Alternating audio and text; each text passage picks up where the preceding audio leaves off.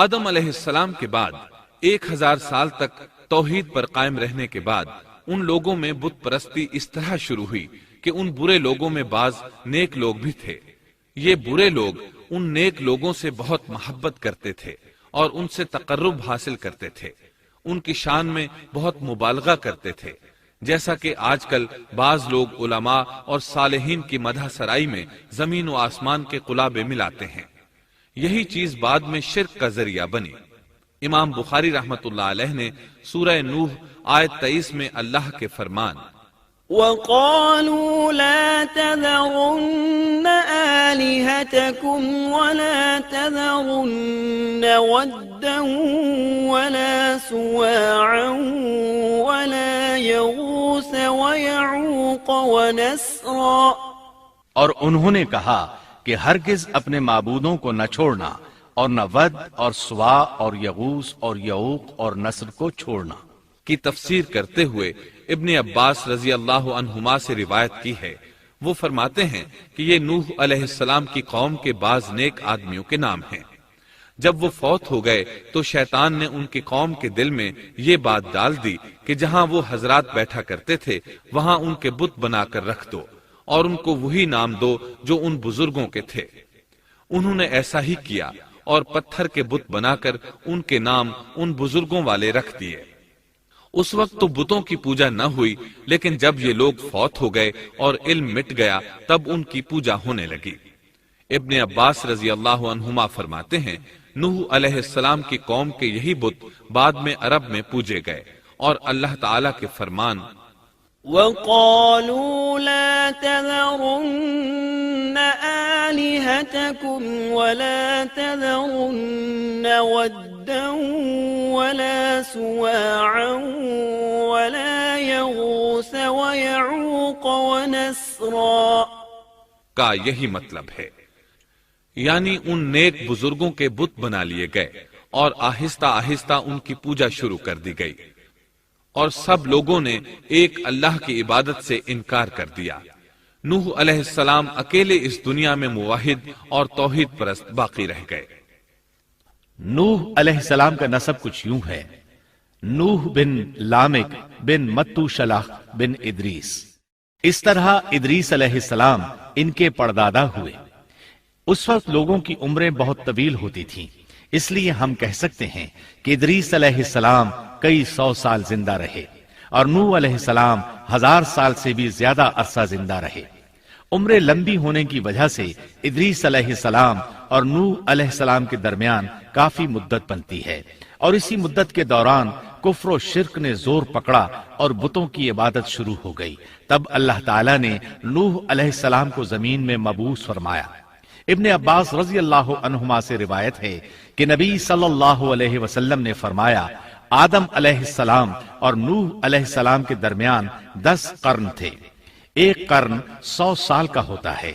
آدم علیہ السلام کے 1000 سال بعد تک لوگ توحید پر قائم رہے، پھر آہستہ آہستہ شیطان نے انہیں شرک کے راستے پر ڈال دیا، شرک عام ہو گیا، ایک اللہ کی عبادت بالکل ختم ہو کر رہ گئی۔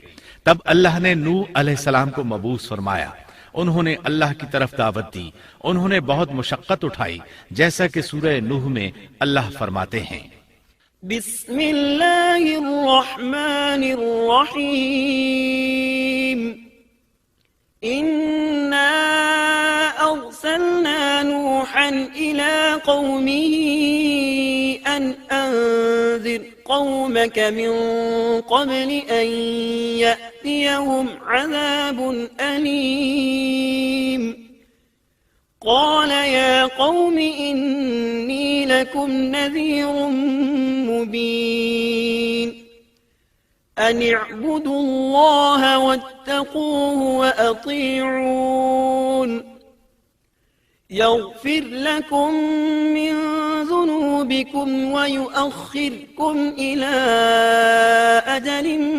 مسمى إن أجل الله إذا جاء لا يؤخر لو كنتم تعلمون۔ اللہ تعالیٰ بخشش اور رحم کرنے والے کے نام سے شروع کرتا ہوں، یقیناً ہم نے نوح کو ان کی قوم کی طرف بھیجا کہ اپنی قوم کو ڈراؤ اور خبردار کر دو اس سے پہلے کہ ان کے پاس دردناک عذاب آ جائے۔ نوح نے کہا، اے میری قوم، میں تمہیں صاف صاف ڈرانے والا ہوں کہ تم اللہ کی عبادت کرو اور اس سے ڈرا کرو اور میرا کہنا مانو، تو وہ تمہارے گناہ بخش دے گا اور تمہیں ایک وقت مقررہ تک چھوڑ دے گا۔ یقیناً اللہ کا وعدہ جب آ جاتا ہے تو موقوف نہیں ہوتا، کاش تمہیں سمجھ ہوتی۔ نوح علیہ السلام تبلیغ کے سلسلے میں سخت محنت کرتے، دن رات لوگوں کے گھروں اور ان کے اجتماعات میں جا جا کر انہیں دعوت دیتے۔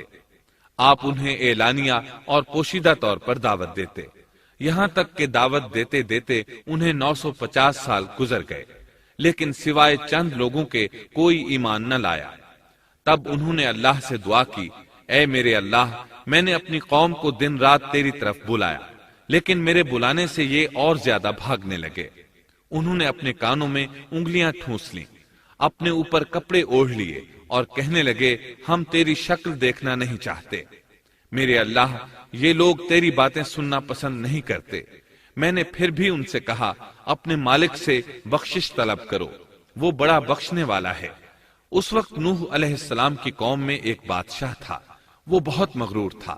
وہ قوم سے کہنے لگا، نوح کی باتوں پر کان نہ دھرنا اور نہ اس سے بحث کرنا، یہ جو کرتا ہے اسے کرنے دو، تم اپنے بتوں کی پوجا پر ڈٹے رہو۔ چنانچہ لوگوں نے نوح علیہ السلام کی باتوں کی طرف سے کان بند کر لیے، اپنے بادشاہ کی بات پر عمل کرنے لگے۔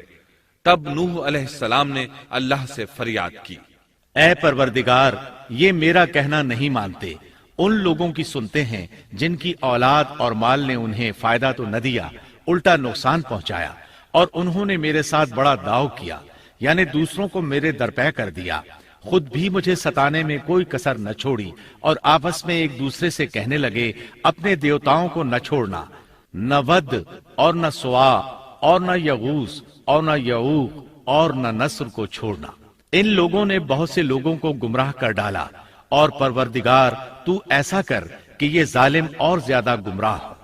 اس طرح نوح علیہ السلام نے 950 سال دن رات لوگوں کو اللہ کی طرف بلایا، لیکن اتنے طویل عرصہ میں صرف 80 کے قریب لوگ مسلمان ہوئے، اور ان ایمانداروں کی اکثریت فقراء، مساکین، ناتواں اور غلام قسم کے لوگوں پر مشتمل تھی، جن کی معاشرے میں کوئی حیثیت نہیں ہوتی۔ مشکل سے 10 ایماندار ایسے ہوں گے جو شرف و جاہ کے مالک ہوں گے۔ چنانچہ نوح علیہ السلام کے مغرور سرداروں نے جب اس صورتحال کو دیکھا تو اکٹھے ہو کر نوح علیہ السلام کے پاس آئے اور کہنے لگے، اے نوح، ہم چاہتے ہیں تیری باتیں سنیں اور لوگوں کو بھی تیری باتیں سننے کی ترغیب دیں اور سب تجھ پر ایمان لے آئیں، لیکن اس سے پہلے ہماری ایک شرط ہے، یہ کہ آپ کے حلقے میں جو یہ ذلیل اور حقیر لوگ آ گئے ہیں انہیں دھکے دے کر اپنے پاس سے نکال دے، اس لیے کہ ہم اپنی قوم کے سردار، چودھری اور مقام و مرتبے والے لوگ ہیں، اس لیے ہم ان فقیر لوگوں کے پاس نہیں بیٹھ سکتے۔ اگر آپ انہیں نکال دیتے ہیں تو ہم ایمان لے آئیں گے۔ اللہ تعالیٰ نے نوح علیہ السلام کی قوم کے ان سرداروں کی تردید سورہ ہود آیات 27 تا 31 میں کی ہے۔ اللہ تعالیٰ فرماتے ہیں، فقال الملأ الذين كفروا من قومه ما نراك إلا بشرا مثلنا وما نراك اتبعك إلا الذين هم أراذلنا بادي الرأي وما نرى لكم علينا من فضل بل نظنكم كاذبين قال يا قوم أرأيتم إن كنت على بينة من ربي وآتاني رحمة من عنده فعميت عليكم أنلزمكموها وأنتم لها كارهون۔ کافر سردار نوح سے کہنے لگے، ہم تو یہی دیکھتے ہیں کہ تو ہماری طرح ایک آدمی ہے، اور یہ بھی دیکھتے ہیں کہ صرف ان لوگوں نے تیری پیروی کی ہے جو ہم میں رذیل ہیں، وہ بھی اوپر کی عقل سے، اور ہم تو تمہیں کسی بات میں اپنے سے زیادہ نہیں پاتے بلکہ تمہیں جھوٹا خیال کرتے ہیں۔ نوح نے کہا، اے سردارو، بتلاؤ تو صحیح، اگر میں اپنے رب کی طرف سے جو دلیل آئی ہے اس پر قائم ہوا اور اس نے اپنی مہربانی سے مجھے سرفراز کیا اور تم سے وہ چھپی رہی، تو کیا زبردستی میں اسے تمہارے سر منڈ دوں گا، حالانکہ تم اس سے بیزار ہو۔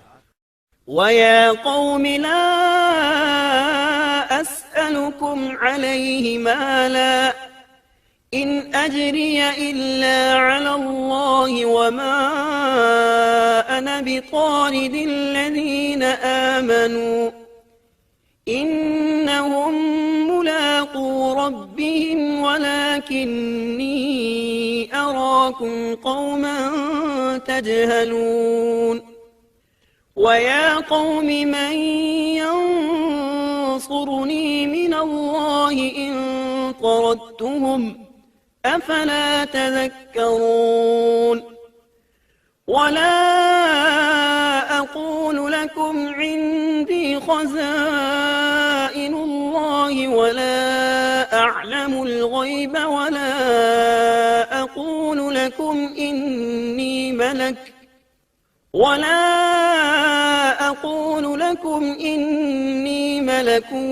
وَلَا أَقُولُ لِلَّذِينَ تَزْدَرِي أَعْيُنُكُمْ لَن يُؤْتِيَهُمُ اللَّهُ خَيْرًا اللَّهُ أَعْلَمُ بِمَا فِي أَنفُسِهِمْ إِنِّي إِذًا لَّمِنَ الظَّالِمِينَ۔ میری قوم والو، میں تم سے اس پر کوئی مال نہیں مانگتا، میرا ثواب تو صرف اللہ تعالیٰ کے ہاں ہے، نہ میں ایمانداروں کو اپنے پاس سے نکال سکتا ہوں، انہیں اپنے رب سے ملنا ہے، لیکن میں دیکھتا ہوں کہ تم لوگ جہالت کی بات کر رہے ہو۔ میری قوم کے لوگوں، اگر میں ان مومنوں کو اپنے پاس سے نکال دوں تو اللہ کے مقابلے میں میری مدد کون کر سکتا ہے؟ کیا تم کچھ بھی غور و فکر نہیں کرتے؟ میں تم سے یہ نہیں کہتا کہ میرے پاس اللہ کے خزانے ہیں اور میں غیب کا علم بھی نہیں رکھتا، نہ میں یہ کہتا ہوں کہ میں کوئی فرشتہ ہوں، نہ میرا یہ قول ہے کہ جن پر تمہاری نگاہیں ذلت سے پڑ رہی ہیں اللہ تعالیٰ انہیں کوئی نعمت دے گا ہی نہیں، ان کے دل میں جو ہے اللہ اسے بخوبی جانتا ہے، اگر میں ایسی بات کہوں تو یقیناً میرا شمار ظالموں میں سے ہوگا۔ اس پر نوح علیہ السلام کی قوم اور اکڑ گئی اور وہ کہنے لگے، اے نوح، بس بہت ہو گیا، تو نے ہمیں بہت ڈرا دھمکا دیا، اب اگر تو سچا ہے تو جس چیز کا وعدہ تو ہم سے کرتا تھا اس کو لے آ۔ نوح علیہ السلام نے ان کی بات سن کر کہا، عذاب لانا تو اللہ کا کام ہے، اللہ کو کوئی عاجز نہیں کر سکتا، اور جب اس کا عذاب آ جائے گا تو کوئی بھاگ نہیں سکے گا۔ اس کے بعد نوح علیہ السلام کی قوم کا ان سے آمنا سامنا ہوا تو انہوں نے ان سے کہا، اے میری قوم، اگر تم پر یہ گراں گزرتا ہے کہ میں تم میں رہتا ہوں اور تمہیں اللہ کی باتیں سنا رہا ہوں، تم اس سے چڑھتے ہو اور مجھے نقصان پہنچانے کے درپے رہتے ہو، تو سنو، میں صاف کہتا ہوں، مجھے تمہارا کوئی خوف نہیں، تمہاری کوئی پرواہ نہیں، تم سے جو ہو سکے کر گزرو، میرا جو بگاڑ سکتے ہو بگاڑ لو، تم اپنے شریکوں اور جھوٹے معبودوں کو بھی بلا لو اور مل جل کر مشورے کر کے بات کھول کر پوری قوت کے ساتھ مجھ پر حملہ کرو، تمہیں قسم ہے تم میرا جو بگاڑ سکتے ہو بگاڑ لو، اس میں کوئی کسر اٹھا نہ رکھو، مجھے بالکل مہلت نہ دو، اچانک مجھے گھیر لو، میں بالکل بے خوف ہوں، اس لیے کہ تمہارے راستے کو میں باطل جانتا ہوں، میں حق پر ہوں، حق کا ساتھی اللہ ہوتا ہے، میرا بھروسہ اسی عظیم ذات پر ہے، مجھے اس کی قدرت کی بڑائی معلوم ہے۔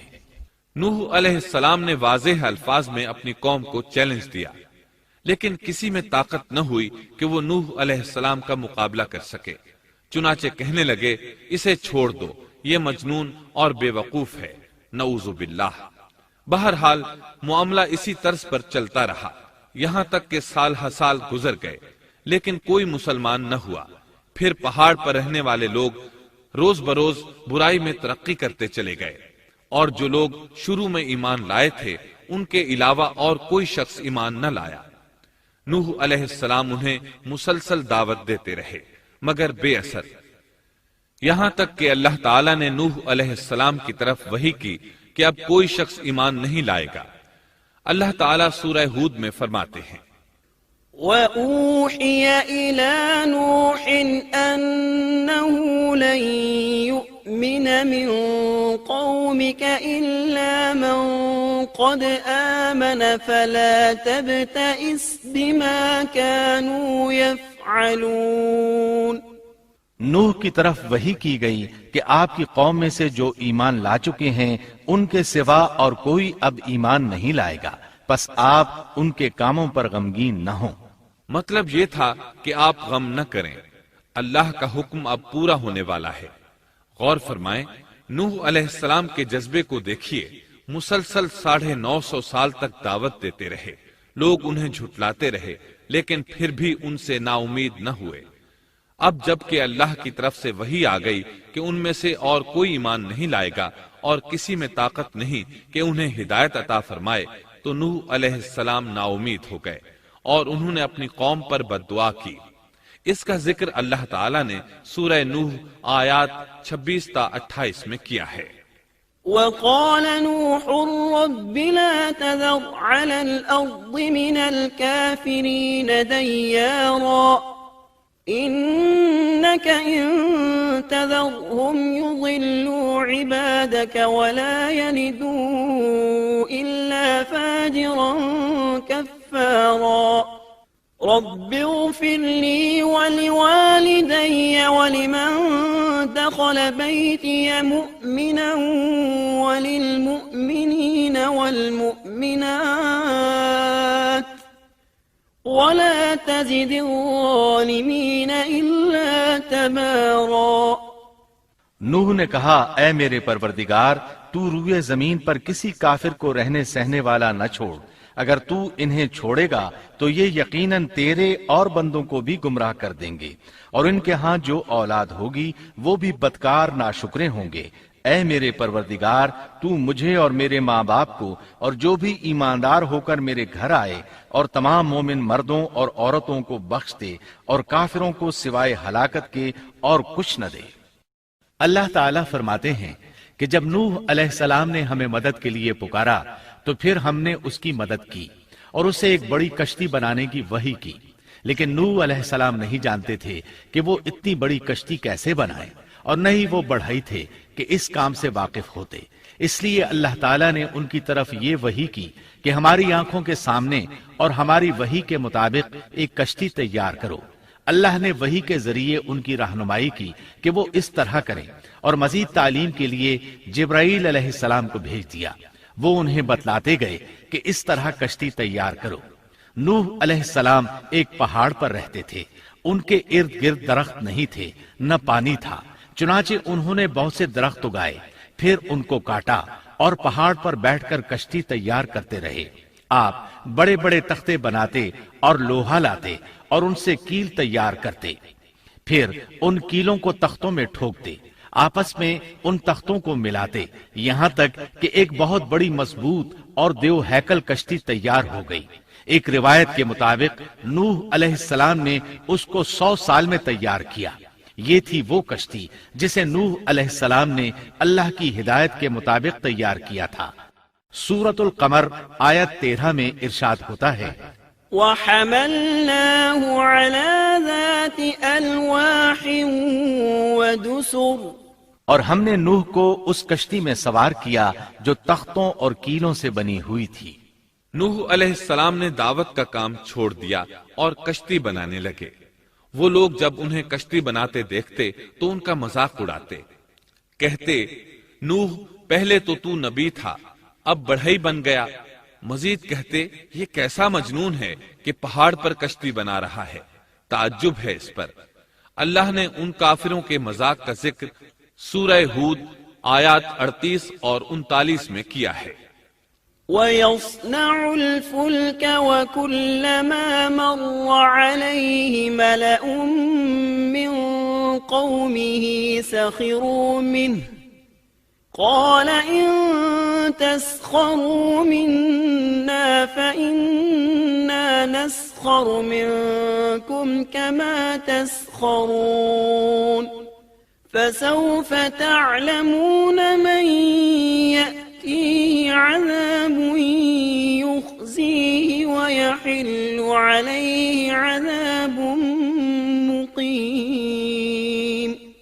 نوح کشتی بنانے لگے، اس کی قوم کی جو جماعت اس کے پاس سے گزرتی وہ اس کا مذاق اڑاتی۔ وہ کہتے اگر تم ہمارا مذاق اڑاتے ہو تو ہم بھی تم پر ایک دن ہنسیں گے جیسے تم مسخرہ پن کر رہے ہو۔ تمہیں بہت جلد معلوم ہو جائے گا کہ کس پر عذاب آتا ہے جو اسے رسوا کرے اور اس پر ہمیشہ کا عذاب اتر آئے۔ اس کشتی کا حلیہ ابن عباس رضی اللہ عنہما سے ایک روایت میں یوں آیا ہے، وہ بیان کرتے ہیں کہ نوح علیہ السلام نے پہاڑ پر ایک کشتی تیار کی اور اسے تارکول سے لت پت کیا۔ اسی وقت سے تارکول کا ظہور ہوا۔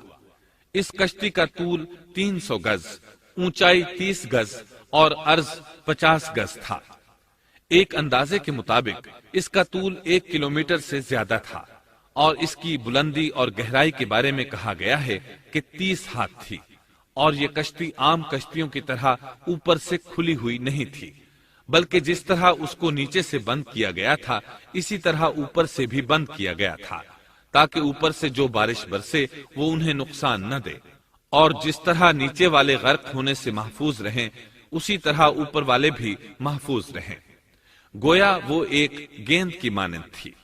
اس میں الگ الگ 3 درجے بنائے گئے تھے، ہر درجے میں ایک دروازہ تھا، اور یہ 3 دروازے اس طرح تھے کہ ہر دروازے کے اوپر ایک دروازہ تھا۔ یہ اس کشتی کا حلیہ تھا جس کے راوی ابن عباس رضی اللہ عنہما ہیں۔ یہ کشتی آج بھی موجود ہے۔ اللہ تعالیٰ نے اس کشتی کو بطور عبرت اور نشانی کے باقی رکھا ہے، جیسا کہ اللہ تعالیٰ فرماتے ہیں وَلَقَدْ تَرَكْنَاهَا آيَةً فَهَلْ مِن مُدَّكِرٍ، اور بے شک ہم نے اس واقعے کو نشانی بنا کر باقی رکھا، پس ہے کوئی نصیحت حاصل کرنے والا۔ اس صدی میں علماء کے ایک گروہ نے اس کشتی کو ترکی کے ایک پہاڑ پر پا لیا ہے۔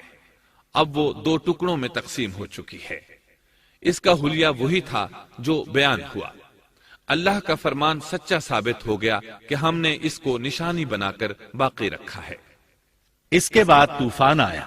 اللہ تعالیٰ نے نوح علیہ السلام کو اس طوفان کے ظہور کی ایک نشانی اور علامت بتلائی تھی۔ نوح علیہ السلام کے گھر میں ایک تنور تھا۔ اللہ نے فرمایا جب یہ تنور جوش مارنے لگے اور پانی اس سے ابلنے لگے تو سمجھ لینا اللہ کا وعدہ آ گیا۔ چنانچہ اس وقت مومنوں کو اور اپنے اہل و عیال کو اور زمین پر بسنے والے تمام جانوروں کا جوڑا جوڑا اس کشتی میں سوار کر لینا۔ تنور سے کیا مراد ہے؟ اس کے متعلق مفسرین میں اختلاف ہے۔ بعض کہتے ہیں کہ اس سے مراد ایک چشمہ ہے جو زمین سے نکلتا ہے، لیکن راجح روایات کے مطابق اس سے مراد معروف تنور ہے جس میں آگ جلا کر روٹیاں پکائی جاتی ہیں۔ یہ تنور نوح علیہ السلام کے گھر میں تھا اور اسی کو اللہ نے طوفان کے آنے کی علامت بتایا اور فرمایا کہ جب یہ پھوٹ پڑے اس وقت ہر چیز کا جوڑا جوڑا کشتی پر سوار کر لینا۔ اللہ تعالیٰ سورہ ہود آیت 40 میں فرماتے ہیں حَتَّى إِذَا جَاءَ أَمْرُنَا وَفَارَتِ النُّورُ قُلْ نَحْمِلْ فِيهَا مِن كُلٍّ زَوْجَيْنِ 2 وَأَهْلَكَ إِلَّا مَن سَبَقَ عَلَيْهِ الْقَوْلُ وَمَا آمَنَ مَعَهُ إِلَّا قَلِيلٌ۔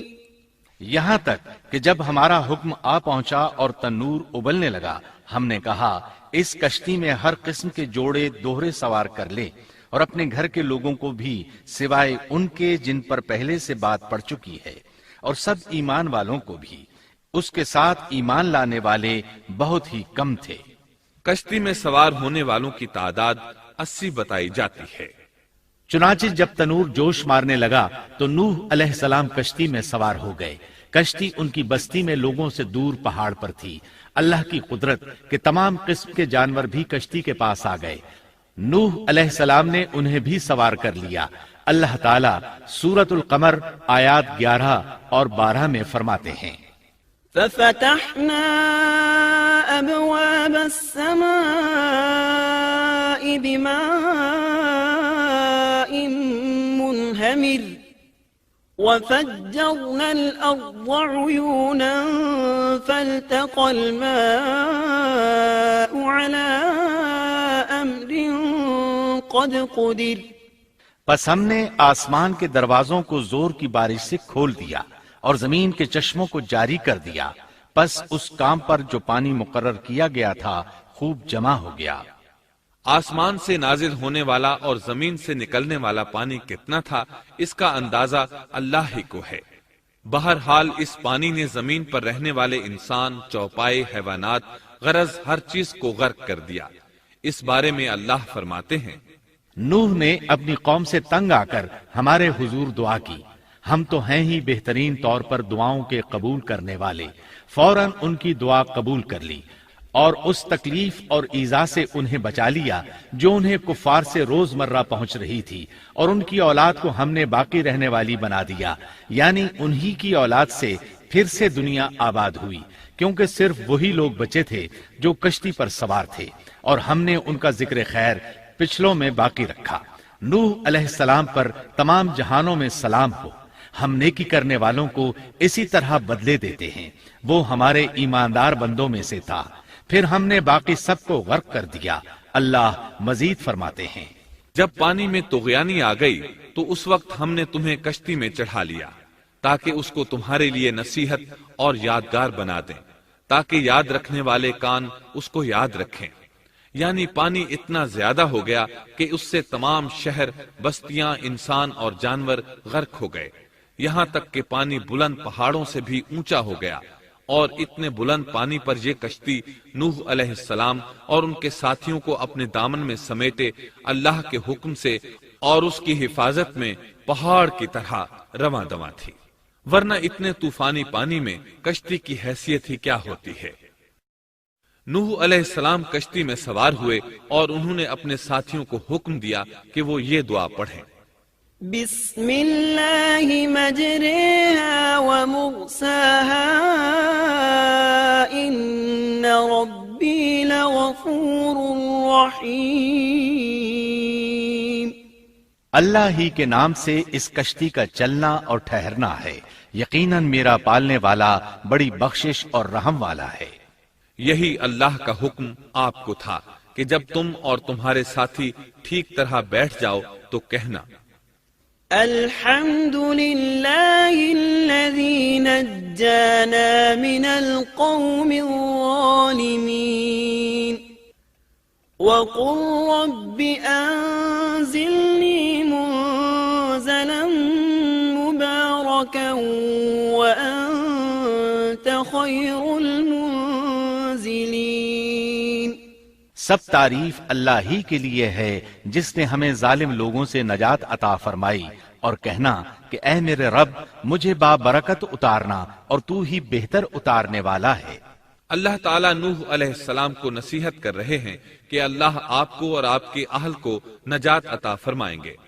کشتی میں نوح علیہ السلام کے کافر بیٹے کے علاوہ تمام گھر والے سوار تھے۔ آپ کے کافر بیٹے کا نام کنعان تھا، وہ ایک طرف کھڑا تھا۔ نوح علیہ السلام نے اسے پکارا، میرے بیٹے اس کشتی میں آ جا اور کافروں کا ساتھی نہ بن، لیکن اس بدبخت نے کہا میں ابھی کسی پہاڑ کی چوٹی پر پناہ لے لوں گا جو مجھے اس پانی سے بچائے گی۔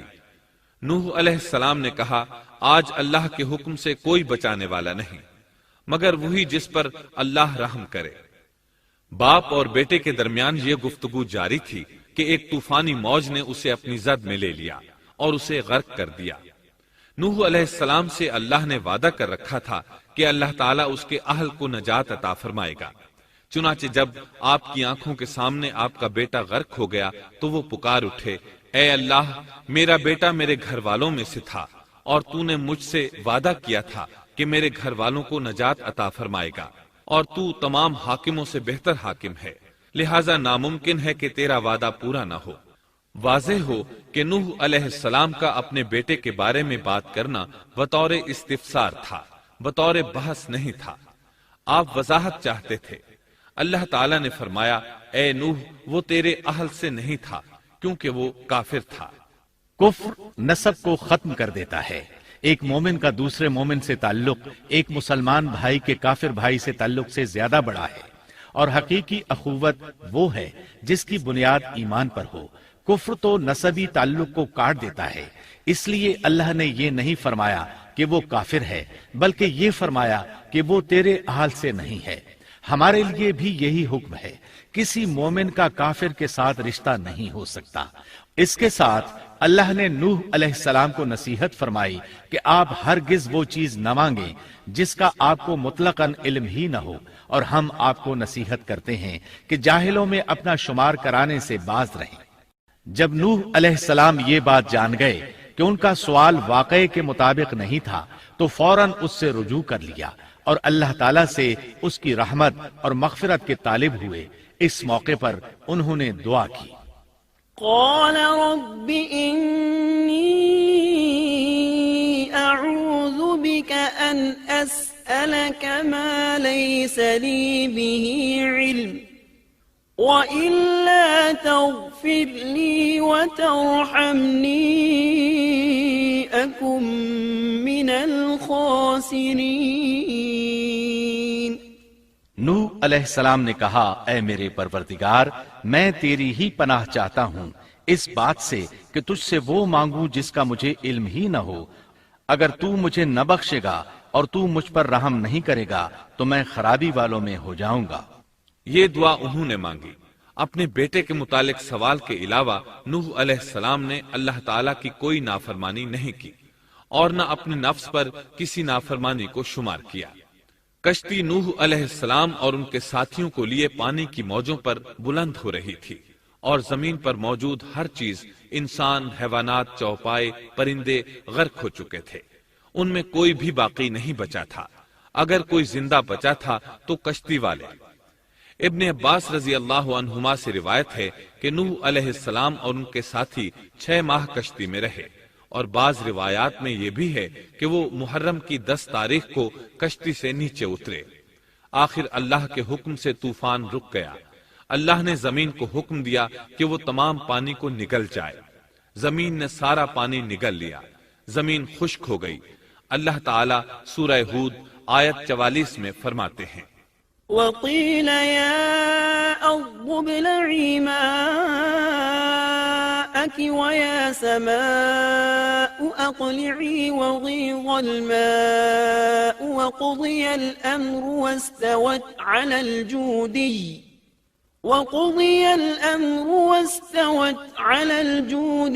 وقيل بعدا للقوم الظالمين۔ اور فرما دیا گیا کہ اے زمین اپنے پانی کو نگل جا، اور اے آسمان بس کر تھم جا۔ اسی وقت پانی سکھا دیا گیا اور کام پورا کر دیا گیا، اور کشتی جودی نامی پہاڑ پر جا ٹھہری، اور فرما دیا گیا کہ ظالم لوگ اللہ کی رحمت سے دور ہیں۔ کشتی جودی پہاڑ پر جا کر ٹھہر گئی۔ اب انہیں حکم ہوا کہ سلامتی کے ساتھ کشتی سے اتر آئے۔ آپ پر بھی برکت نازل ہوگی، اور ان قوموں پر بھی جو آئندہ آپ کی نسل سے پیدا ہوں گی، اور آپ کی نسل میں سے کچھ لوگ ایسے بھی ہوں گے جنہیں ہم فائدہ تو ضرور پہنچائیں گے، پھر انہیں ہماری طرف سے دردناک عذاب پہنچے گا۔ بہت سی روایات میں یہ بات مذکور ہے کہ نوح علیہ السلام ایک لمبی مدت یعنی 6 ماہ کشتی میں طوفان تھم جانے کا انتظار کرتے رہے۔ آپ نے طوفان کے حالات معلوم کرنے کے لیے ایک کبوتر بھیجا جو واپس آ گیا۔ اسے پاؤں رکھنے کو جگہ نہ ملی۔ اسے دوبارہ بھیجا گیا تو وہ پھر واپس آ گیا۔ چند دن بعد اسے پھر بھیجا گیا تو وہ اپنی چونچ میں زیتون کی ایک ٹہنی لیے ہوئے تھا۔ اس سے نوح علیہ السلام نے معلوم کر لیا کہ پانی زمین سے کچھ ہی اونچا رہ گیا ہے اور درخت وغیرہ اگ چکے ہیں۔ کچھ دن بعد اسے پھر بھیجا گیا۔ اس مرتبہ وہ واپس لوٹا تو اس کے پاؤں خاک آلود تھے۔ نوح علیہ السلام نے سمجھ لیا کہ طوفان رک گیا اور زمین خشک ہو چکی ہے۔ سیرت کی کتب میں یہ واقعہ موجود ہے۔ اسی کی بنیاد پر سیرت نگاروں کا کہنا ہے کہ کبوتر کا آنا سلامتی کی علامت تھا، اور اس کی چونچ میں زیتون کی ٹہنی نوح علیہ السلام کی بادشاہت کی طرف اشارہ تھا۔ اس طرح نوح علیہ السلام زمین پر اتر آئے۔ اس وقت اولاد آدم میں سے کوئی انسان سوائے ان لوگوں کے زندہ نہیں بچا تھا۔ جزیرہ عرب، فلسطین اور ان کے ارد گرد کا علاقہ غرق ہونے سے محفوظ رہا۔ ان کے علاوہ تمام زمین غرق ہوئی تھی۔ سب کے سب طوفان کی نذر ہو گئے۔ صرف نوح علیہ السلام سے اولاد پیدا ہوئی اور زمین میں ان کی اولاد کے علاوہ اور کسی کی نسل باقی نہ رہی۔ اسی وجہ سے نوح علیہ السلام کو آدم ثانی اور ابو البشر ثانی کہا جاتا ہے، کیونکہ تمام کے تمام بشر انہی کی طرف منسوب ہیں۔ سورۃ الصافات آیات 75 تا 77 میں اسی طرف اشارہ ہے۔ وَلَقَدْ نَادَانَا نُوحٌ فَلَنِعْمَ الْمُجِيبُونَ وَنَجَّيْنَاهُ وَأَهْلَهُ مِنَ الْكَرْبِ الْعَظِيمِ وَجَعَلْنَا ذُرِّيَّتَهُ هُمُ الْبَاقِينَ۔ اور ہمیں نوح نے پکارا تو دیکھ لو کہ ہم کیسے اچھے دعا قبول کرنے والے ہیں۔ ہم نے اسے اور اس کے فرمانبرداروں کو اس زبردست مصیبت سے بچا لیا۔ اس کی اولاد ہم نے باقی رہنے والی بنا دی۔ ایک دوسرے مقام پر اللہ تعالیٰ دیگر امم اور رسولوں کے متعلق کلام کرتے ہوئے فرماتے ہیں، اے ان لوگوں کی اولاد جنہیں ہم نے نوح کے ساتھ چڑھا لیا تھا، وہ ہمارا بڑا ہی شکر گزار بندہ تھا۔ نوح علیہ السلام کے 3 بیٹے تھے، سام، حام اور یافس۔ سام کی نسل زیادہ تر سفید رنگت کی تھی اور بہت کم لوگ ان میں سیاہ فام تھے، البتہ کچھ ان میں گندمی تھے۔ حام کی اولاد کی اکثریت سیاہ فام تھی، ان میں بہت کم لوگ سفید رنگ کے تھے، اور یافس کی اولاد سرخی مائل رنگ کی تھی۔ عرب اور بنو اسرائیل سام کی اولاد ہیں، تمام حبش حام کی اولاد ہیں، ترک اور مشرقی ایشیا کے لوگ یافس کی اولاد ہیں۔